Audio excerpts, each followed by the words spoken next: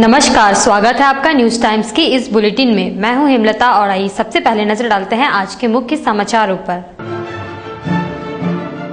रैफ IG ने सुंदरनगर स्थित 106 battalion का लिया जायजा। जैक ने जारी किया इंटर का रिजल्ट, नेट से चिपके रहे छात्र। और सालखन ने कहा नक्सली के जड़ है शिबू सोरेन। अब खबरें विस्तार से। दिल्ली से आए रैफ के आईजी आर.एन. मिश्रा ने आज सुंदरनगर स्थित रैफ के 106 बटालियन के परेड का निरीक्षण किया।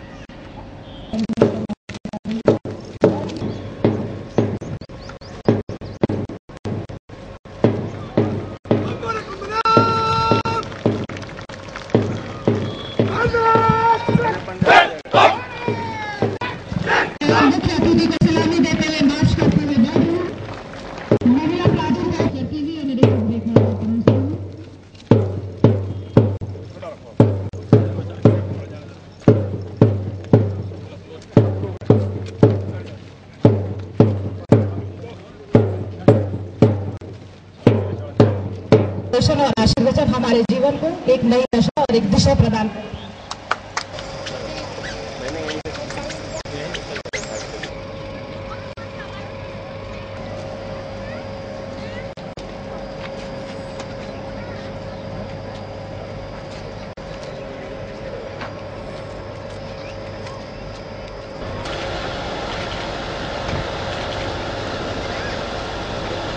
इस दौरान पत्रकारों के साथ बातचीत में आर.एन. मिश्रा ने कहा कि पूरे देश में रैफ की कुल 10 बटालियन है। इनकी प्राथमिकता दंगों पर नियंत्रण रखना है। देश में रैफ की 5 और यूनिट स्थापित करने पर विचार हो रहा है।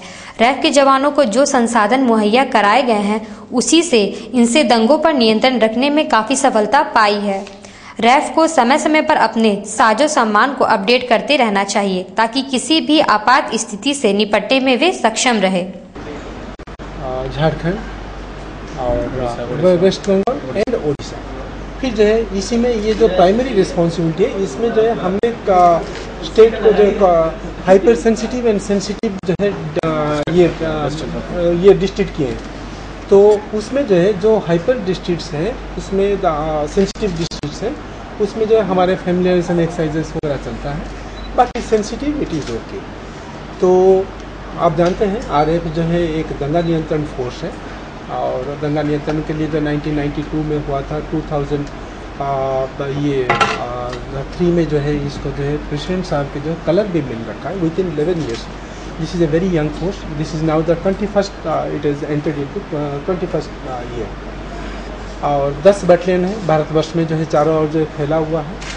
अभी जो है हालांकि देश में प्रदेशों जो है स्टेट्स चाहते हैं कि और भी जो है आरएफ यूनिट हो, मगर जो अभी जो है 10 यूनिट के लिए है और आने वाले दिनों में और जो है 5 यूनिट होने की संभावना है और वो जो है कहाँ पे होगा लोकेशंस वगैरह जो है इन ड्यू कोर्स होगा। आरएफ जो है दंगा नियंत्रण करने के लिए है और हमारा हर वक्त इरादा ये रहता है कि कोई भी बल प्रयोग जो है मिनिमम यूज़ ऑफ फोर्स, तो वो जो है हर वक्त ध्यान रखते हैं। उसी के लिए जो भी साजो सामान हमारे पास होता है उसको हर वक्त जो है हम अपडेट करते हैं ताकि जब कभी भी जो है इस्तेमाल करना पड़े लोगों को जो है कोई जो है उनका जान ना जाए और कहीं जो है पैरालाइज ना हो जाए।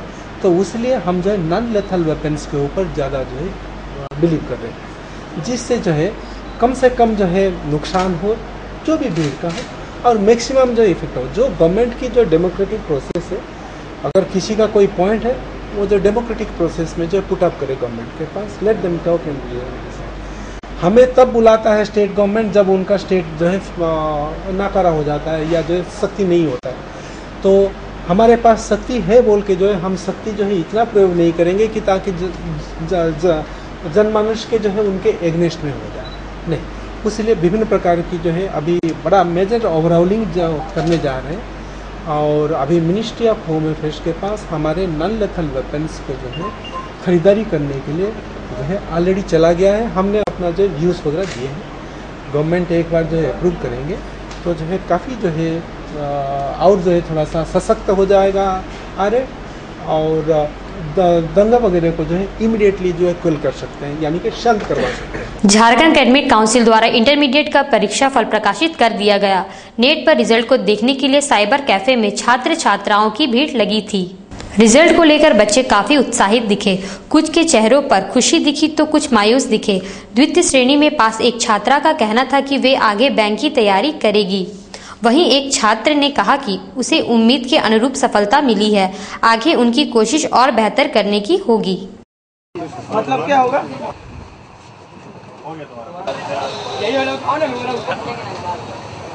उतना खास नहीं।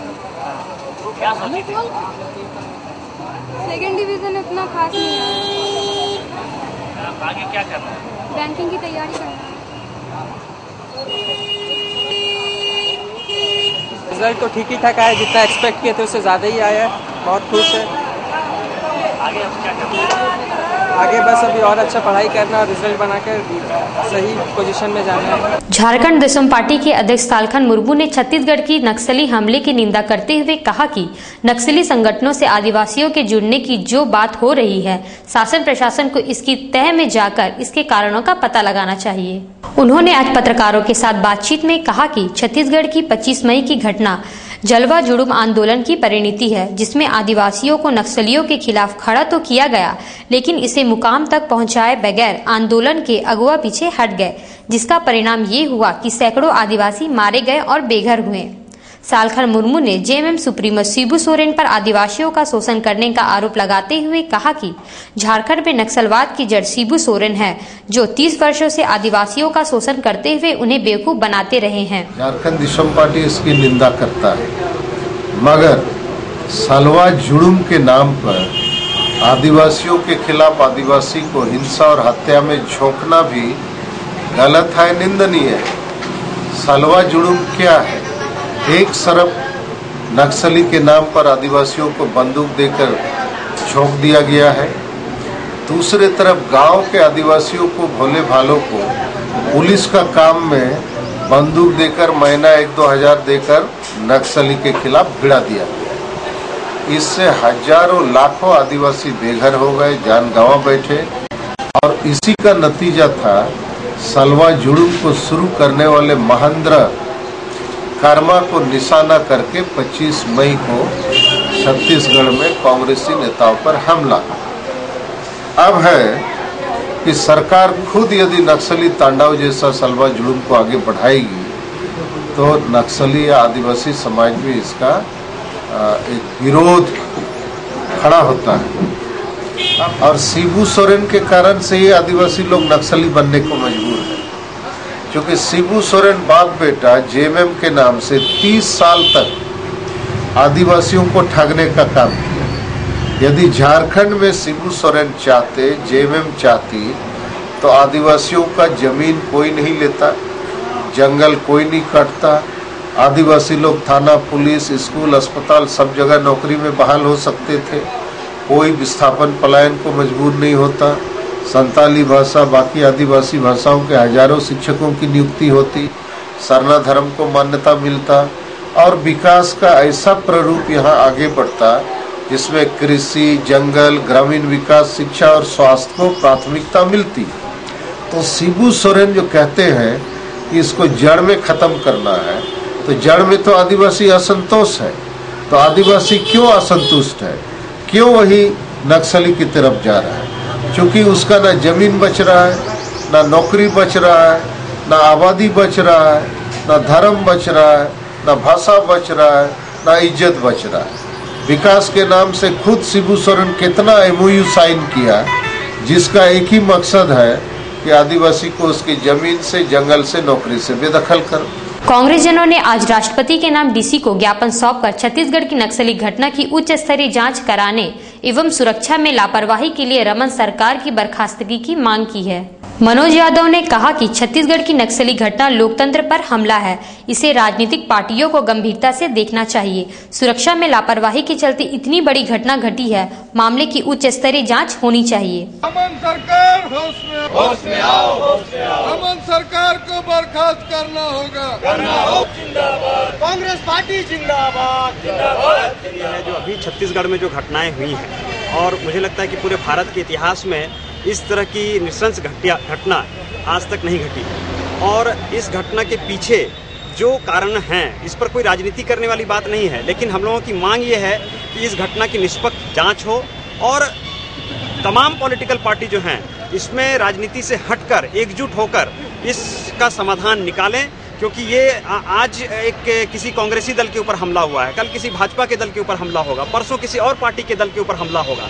तो ये सभी राजनेताओं के लिए एक संकेत है कि अब अगर हम लोग नहीं चेतेंगे तो आने वाले समय में हम लोगों की ये जो लोकतंत्र है इसके ऊपर जो ये प्रहार हो रहा है। और आप एक जनता के बीच जो जाकर नेता जो समाज से जुड़ते हैं, ये समाज के बीच अपनी बात को रखते हैं, वहाँ की समस्याओं को लेकर बाहर आते हैं, ये सभी जो चीज़ है ये कट जाएंगी, दुनिया से कट जाएंगे, ये बंद हो जाएंगे। तो हमारी मांग है कि इस सभी चीज़ पर उचित कार्रवाई हो, रमन सरकार इस पर ध्यान दे, उनसे जहाँ जहाँ चूक तो हुई है, उस चूक में जो जिम्मेदार हैं उनके ऊपर कार्रवाई हो। सांची स्थित ग्रेजुएट कॉलेज में स्नातक भाग 1 में रजिस्ट्रेशन एवं चालान जमा कराने को लेकर छात्राओं को पिछले कुछ दिनों से हो रही परेशानी के मद्देनजर कोल्हान यूनिवर्सिटी के pro VC doctor Shukla Mahanti ने आज कॉलेज का जायजा लिया। इस दौरान डॉक्टर शुक्ला महंती छात्राओं से घिर गई। कुछ छात्राओं ने उनके समक्ष कुछ समस्याएं रखी। शुक्ला महंती ने कहा कि ग्रेजुएट कॉलेज में कुछ दिनों से छात्राओं की समस्याएं सामने आ रही थी, इसी सिलसिले में आज वह यहां आई थी। उन्होंने प्रिंसिपल को व्यवस्था में सुधार करने को कहा है। उम्मीद है कि बहुत जल्द सब कुछ ठीक हो जाएगा। क्या मामला क्या रहा? कुछ मामला नहीं है, एग्जाम देखने आए थे, एग्जाम तो बहुत अच्छे से चल रहा है, और बस बीच में ये इन लोगों का था कि धूप में लड़कियां बेहोश वगैरह हो रही हैं और चालान से 3 बार कट रहा है, तो अभी कह दिया है प्रिंसिपल को, वो सारा प्रॉब्लम सॉल्व कर देंगे।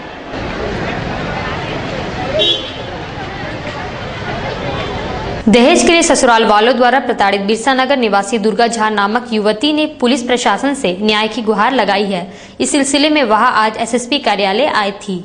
उसने बताया कि उसकी शादी जुलाई 2008 में सुदगोड़ा निवासी पवन कुमार झा से हुई थी। शादी के समय सामर्थ्य के अनुरूप उसके पिता ने दहेज दिए, लेकिन 5 माह बाद भी उसे और दहेज लाने के लिए प्रताड़ित किया जाने लगा। 5 साल पहले मेरा ससुराल वाला प्रेम केस किया, मारपीट का, दहेज का, तो वो केस चल रहा है अभी। तो उस केस में मेल मिलाप करने के लिए वो मेरे को रोड पे 2-3 बार पकड़ा, मारा पीटा है, जिसका शिकायत हम सिद्धगोरा थाना में किए हैं, मगर सिद्धगोरा थाना उसका कोई एक्शन नहीं लिए, ना ही उसके घर गए, ना ही पकड़े। अभी आपकी शादी कब हुई थी? मेरा शादी हुआ 9 जुलाई 2008। कितने दिन रही आप ससुराल में? ससुराल में हम 5 महीने रहे। 15 दिसंबर 2008 को मारपीट के वो लोग हमको घर से निकाले। सामाजिक संस्था स्पेस ने महिलाओं के स्वास्थ्य को लेकर आज करंडी में एक कार्यक्रम आयोजित किया, जिसमें विधायक मेनका सरदार अतिथि के रूप में भाग ली। मेनका सरदार ने कहा कि महिलाएं परिवार और समाज की रीढ़ है, इन्हें अपने स्वास्थ्य के प्रति हमेशा सजग रहना चाहिए। जागरूकता सिर्फ एक संस्था है, उसमें हमारे मैडम भी आई हुई दिए।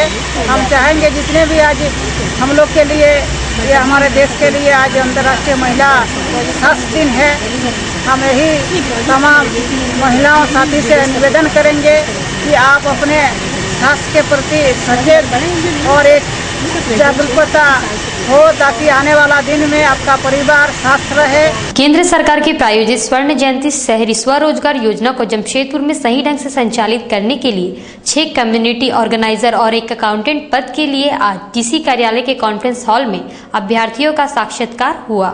ADM law and order Ajit सरकार ने उम्मीदवारों के इंटरव्यू लिए। जेएनएसी के सोशल ऑफिसर ने बताया कि 6 कम्युनिटी ऑर्गेनाइजर पद के लिए 38 और 1 अकाउंटेंट पद के लिए 45 उम्मीदवारों ने आवेदन फॉर्म जमा किया है।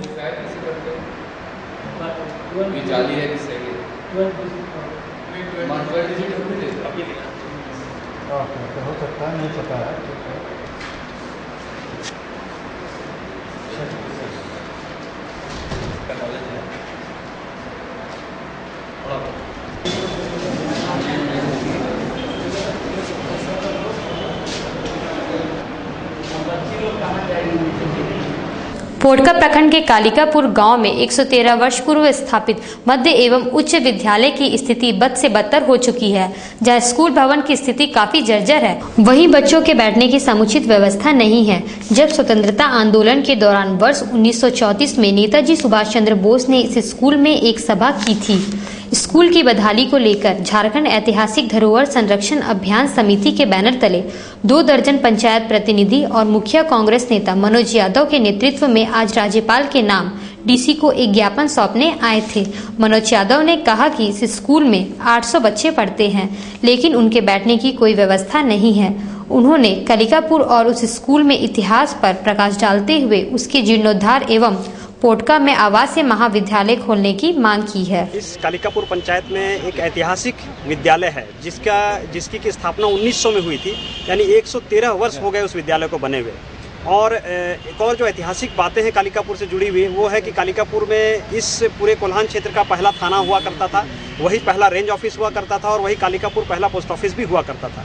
वैसे जगह पर ये 113 वर्षीय ऐतिहासिक जो विद्यालय है, आज इस विद्यालय की स्थिति बहुत ही बुरी स्थिति में है।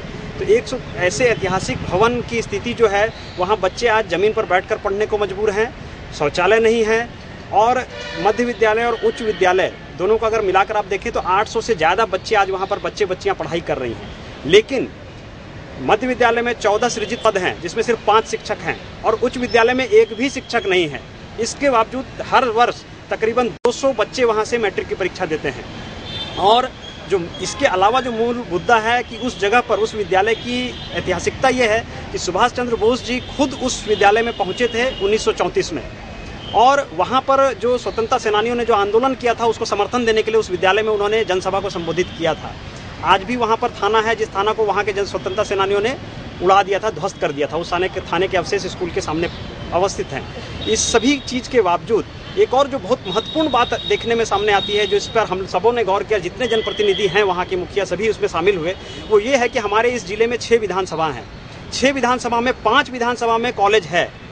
पोटका विधानसभा जो है ये आदिवासियों के लिए सुरक्षित है, इसके बावजूद वहाँ पर एक भी कॉलेज नहीं है। सनराइज इवेंट मैनेजमेंट द्वारा पिछले दिनों आयोजित झारखंड टैलेंट अवार्ड के विजेताओं को आज नगद राशि से सम्मानित किया गया।